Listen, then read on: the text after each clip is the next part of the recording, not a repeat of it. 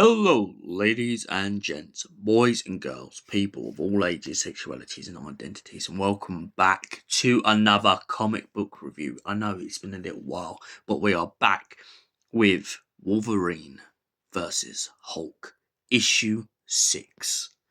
So, without further ado, let's get right into the story. Wolverine has been tasked with hunting down the Hulk. But previously, him and the Hulk got in a bit of a scrap along with Betty. Betty gets chucked into a mountain, and essentially Hulk rips Wolverine in half and makes him look at his own ass. I know, a little bit of an extension on what actually happened, but let's just put it in that sort of latent terms. So, what does Logan do after this? He is still mad, and he is still looking for the Hulk. But first of all, he goes looking for Betty Ross.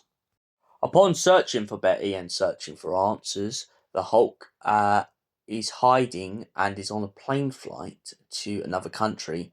Meanwhile, Logan turns up at Betty Ross's flat, where she begins to Hulk out and essentially goes into a big fight with Wolverine. Wolverine stabs her in her kidneys and almost stabs her in her liver, but decides to spare her life after he gets the information he wants.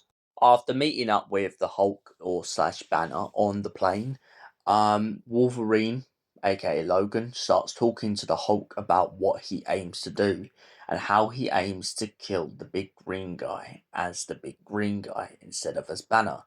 Banner has other ideas, of course. He is sick and tired of being hunted down by Logan, and of course, he finds the only option out is to jump out of the plane.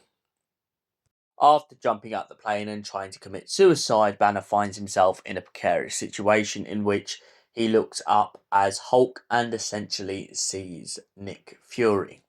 Nick Fury turns up and explains that he has sent Betty Ross pretty much off to a prison cell in hopes to reverse the test that she done on herself to make herself a Hulk. He also points out the fact that he hopes that the Hulk can live in a nice, harmonious lifestyle and maybe move away from everything. Move away from all the danger, the fighting, and everything else. But if he ever wants to work for the Avengers or Nick Fury ever again, he is more than welcome. The Hulk kind of turns down this offer and essentially walks off with Logan as they begin to head towards land again. Hulk makes a really good joke, though, taking the mick out of Logan when he says that he lost his soul, and Hulk pretty much goes, "Hulk thought you said that he could rebuild anything in your exoskeleton. I guess not everything." Another really good moment in this comic book is when Logan is talking to Betty Ross as the Hulk, and she points out the fact that maybe Logan just hates the Hulk because he found inner peace, whereas Logan always seems to be as a mutant, running away from everywhere he ever goes. Not by his own fault, of course, after the adamantium skeleton and the retracting claws, you can't blame Logan.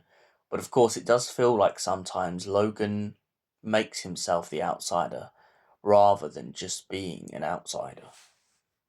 So, what did I think of this comic book overall? Well, I love the Hulk and I love Logan as the Wolverine. I love both characters, and I feel like this is a really great issue.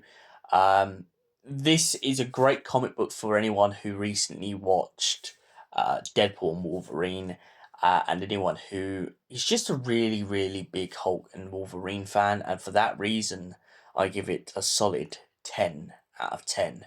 Thank you for watching, and we'll see you in the next comic book review. Until then, goodbye, stay beautiful, and have an incredible evening.